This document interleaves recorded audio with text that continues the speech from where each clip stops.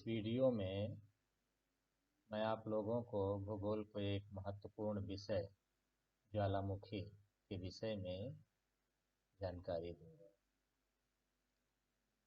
ज्वालामुखी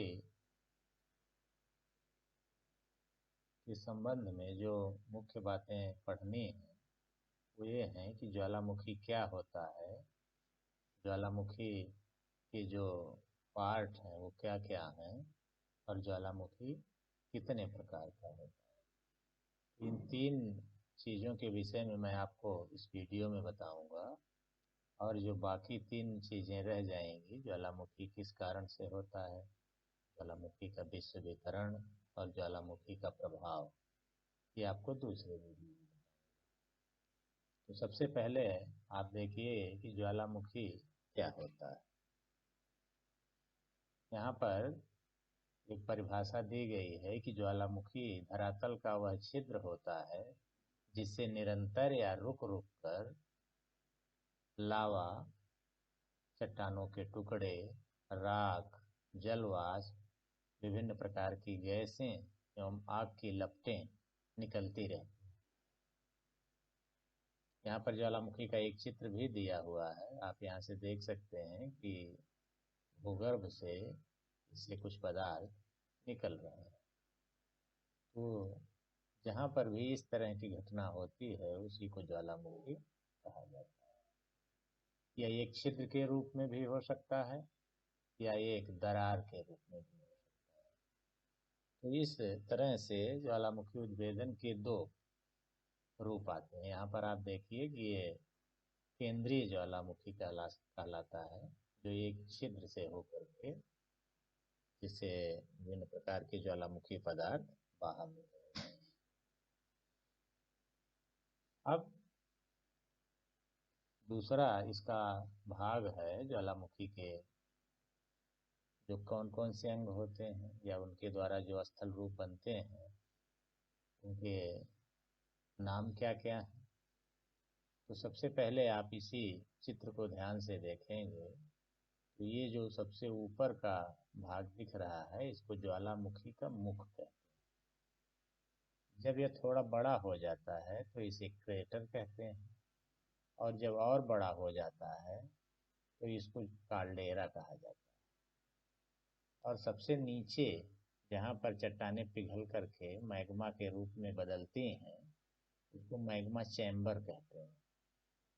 यहीं से चट्टानें पिघल पिघल करके इस नली के माध्यम से इसके मुख से होकर बाहर निकलती हैं। तो इस नली को ज्वालामुखी का नली या थ्रोट भी कहा जाता है। और जब ये बाहर पदार्थ निकलते हैं तो इसी छिद्र के आसपास जमा हो जाते हैं, तो इससे एक शंकु के आकार का स्थल रूप बन जाता है जिसे ज्वालामुखी शंकु कहा जाता है। यही शंकु जब बहुत बड़ा हो जाता है विभिन्न ज्वालामुखी पदार्थों के निक्षेप के कारण, तब इसको ज्वालामुखी पर्वत का नाम दे दिया जाता है। और कई बार जो इस मुख्य नलिका से एक अन्य नलिका भी दूसरी साइड में उससे भी ज्वालामुखी पदार्थ निकलने लगते हैं, जैसे आप यहाँ देख रहे हैं। तो इस तरह का अगर कहीं पर होता है तो इसे साइड वेंट कहते हैं।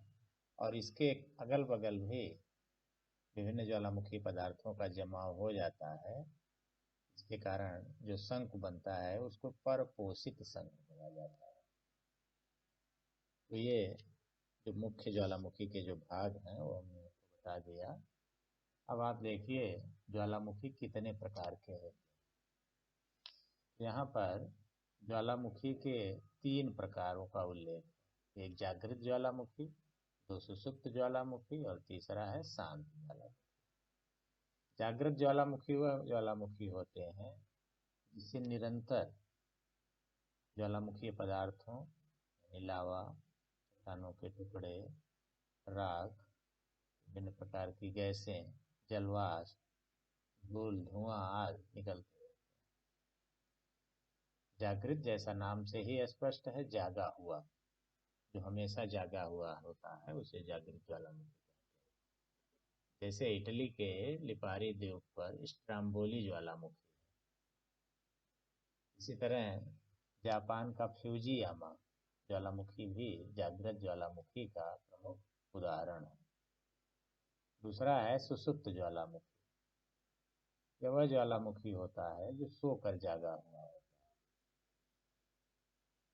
इस ज्वालामुखी की विशेषता यह होती है कि इसमें कुछ दिन उद्गार ज्वालामुखी उद्गार होता है, विभिन्न प्रकार के ज्वालामुखी पदार्थ बाहर निकलते हैं और फिर वह शांत हो जाता है। और 100 वर्ष, 200 वर्ष, 500 वर्ष शांत रहने के बाद पुनः उसमें ज्वालामुखी उद्गार होने लगता है।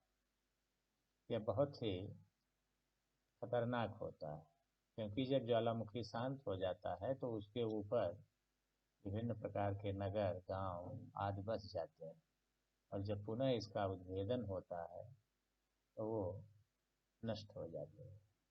इसलिए यह बहुत ही खतरनाक होता है। इटली का विसुवियस ज्वालामुखी और सुमात्रा का जो क्राकाटोआ ज्वालामुखी है वो इसी प्रकार का ज्वालामुखी है। तीसरा है शांत ज्वालामुखी। इसमें एक बार ज्वालामुखी का उद्गार होता है और अनेक ज्वालामुखी पदार्थ बाहर निकलते हैं। इसके बाद यह हमेशा के लिए शांत हो जाता है और हजारों वर्षों तक, या किसी को ये पता नहीं होता है कि कब इसमें ज्वालामुखी का उद्गार हुआ था। तो ये 3 तरह के ज्वालामुखी होते हैं। यहाँ पर आपको 2 ज्वालामुखी के ऊपर और प्रकार दिख रहे हैं। एक है ये फिशर वेन और सील्ड वोल्केनो। अभी जैसा हम बता रहे थे कि एक दरारी उद्गार वाला ज्वालामुखी होता है, जिसमें एक लंबी दरार से ज्वालामुखी का उद्गार होता है, जबकि दूसरा ज्वालामुखी जो होता है वह एक छिद्र के माध्यम से उद्गार होता है, उसको केंद्रीय ज्वालामुखी कहा जाता है। एक ज्वालामुखी का प्रकार ये भी है। इस वीडियो में इतना ही। Thank you.